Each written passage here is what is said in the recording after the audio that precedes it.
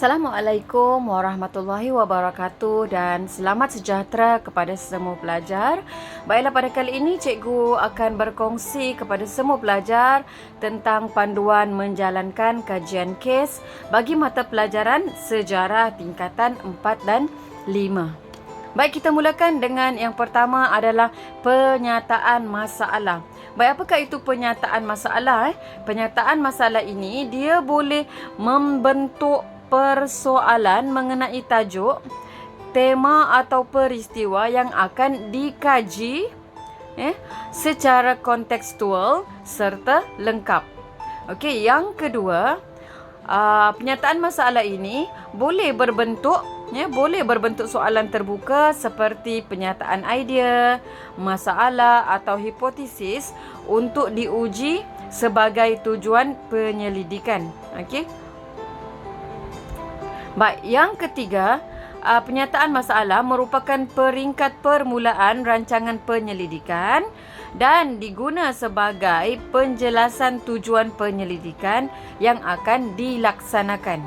Jadi cikgu akan tunjukkan contoh penyataan masalah. Okey, contoh tema yang diberi adalah nasionalisme di Malaysia sebelum Perang Dunia Kedua. Baik, jadi tajuk kajian yang akan dibuat ialah nasionalisme di negara kita. Ini tajuk Jadi apa penyataan masalah yang pelajar boleh buat? Antaranya ialah nasionalisme di negara di tanah Melayu telah muncul dan berkembang pesat pada awal abad ke-20. Jadi buktikan penglibatan tokoh-tokoh tempatan yang mendapat pendidikan di Maktab Perguruan Sultan Idris, Tanjung Malim dan gerakan nasionalisme di tanah Melayu pada masa itu. Jadi soalan dia, tajuk dia tentang nasionalisme di negara kita.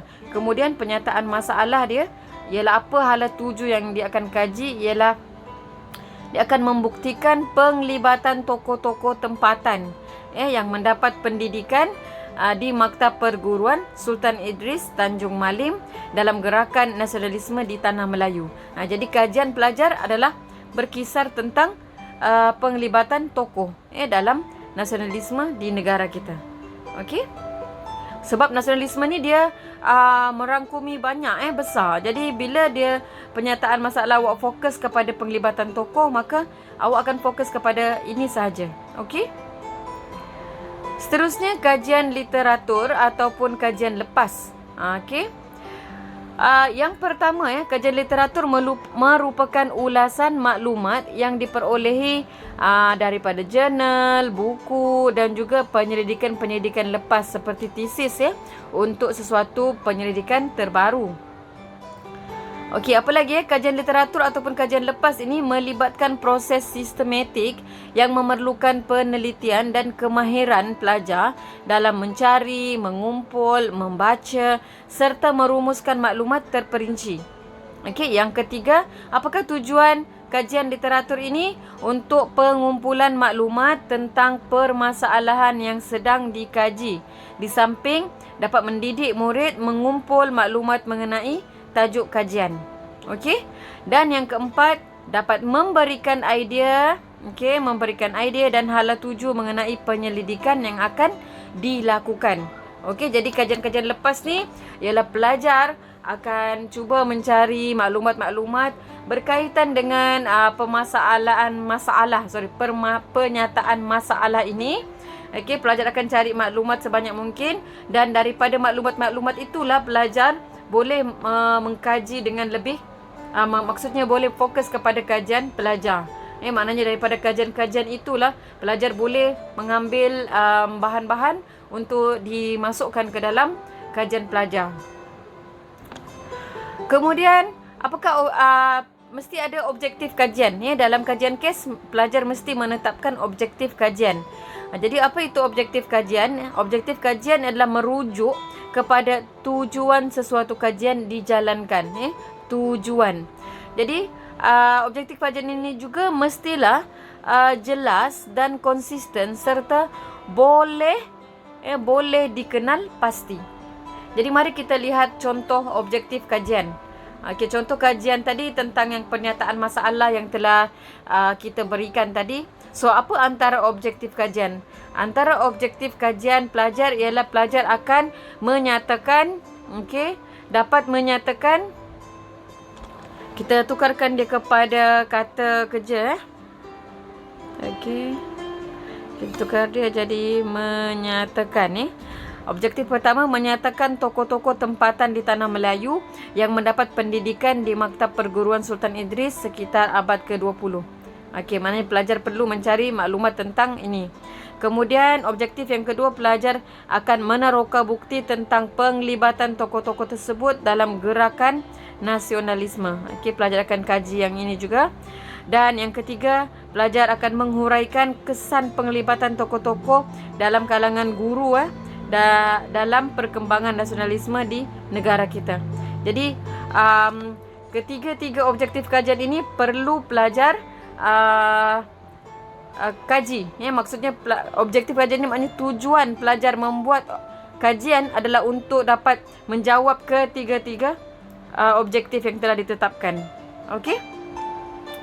Kaedah kajian pula Kaedah kajian ialah cara yang digunakan untuk mendapatkan fakta, sumber, bukti dan mewujudkan idea serta dapat mengadakan analisa sesuatu kajian.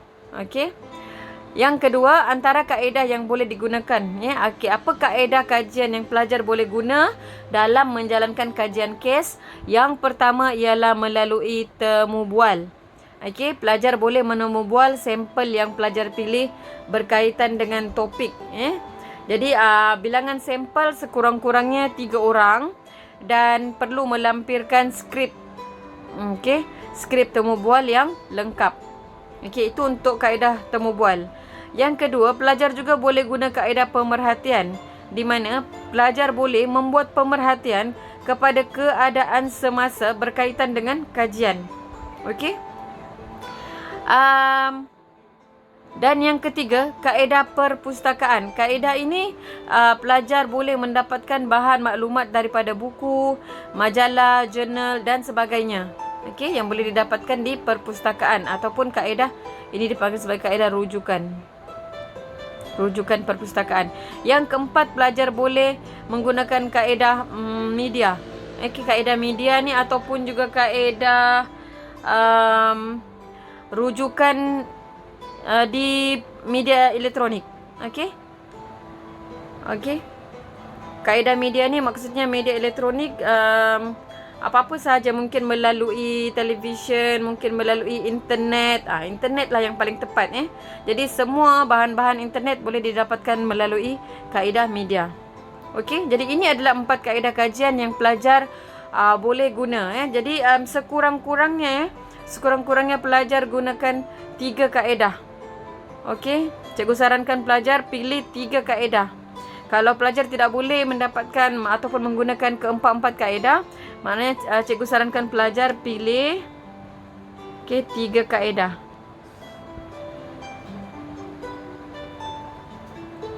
Sekurang-kurangnya 3 kaedah. Kemudian rujukan sumber. Rujukan sumber. Apa itu rujukan sumber? Merupakan unsur yang penting dalam membuat penyelidikan sejarah kerana sumber memberikan maklumat dan bukti yang benar tentang sesuatu peristiwa. Yang kedua, dibagikan kepada 2, iaitu ada sumber pertama dan ataupun sumber primer dan juga sumber kedua, iaitu sumber sekunder. Ini pelajar dah belajar dalam tingkatan 1 kan. Di mana sumber primer ni ialah sumber yang bersifat asli yang belum lagi ditafsir. Sumber ini terdiri daripada bentuk seperti kertas, fosil, artifak dan keterangan lisan. Jadi mungkin yang sekarang pelajar boleh buat adalah melalui yang keterangan lisan. Kalau kertas ni mungkin pelajar memberikan mungkin pelajar menghantar surat kepada seseorang tokoh dan tokoh ni menjawab melalui kertas ni ditulis dengan tangan. Jadi itu juga dipanggil sebagai sumber yang asli. Jadi kalau fosil dengan artifak ni mungkin sekarang pelajar susah untuk dapatkan. Dan ini boleh kertas dan juga keterangan lisan. Keterangan lisan ni mungkin pelajar merakam audio, mungkin bertanya kepada seseorang tokoh merakam audio tersebut dan kemudian audio tersebut juga dibalas. Mungkin boleh gunakan WhatsApp, berbalas, mungkin temu bual yang dijalankan melalui pesanan audio.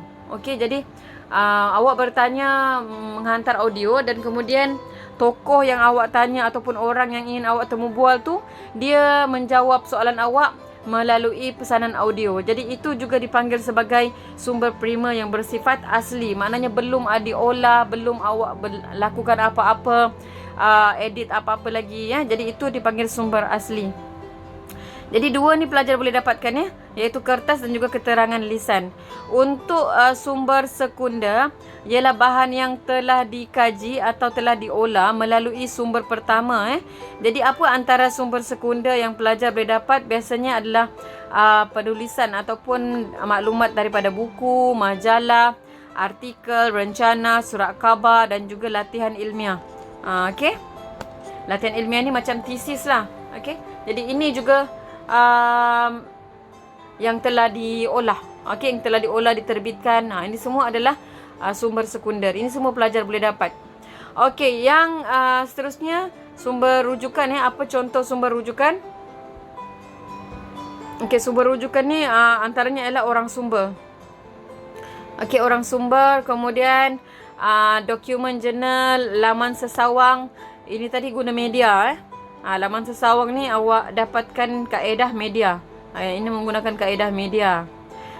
Ini menggunakan kaedah perpustakaan, kaedah rujukan perpustakaan.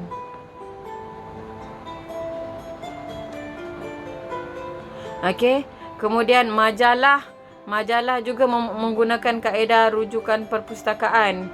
Okey, agensi-agensi berkaitan mungkin awak boleh guna temu bual. Mungkin awak boleh guna temu bual, kaedah temu bual. Orang sumber juga kaedah temu bual. Jadi awak dah ada 3 kaedah kat sini. Kaedah temu bual untuk dapat rujukan dari orang sumber, kaedah media untuk dapat daripada laman sesawang, kemudian kaedah rujukan perpustakaan gunakan dokumen ataupun jurnal ataupun juga majalah atau juga buku. Majalah atau juga buku. Ini semua sumber rujukan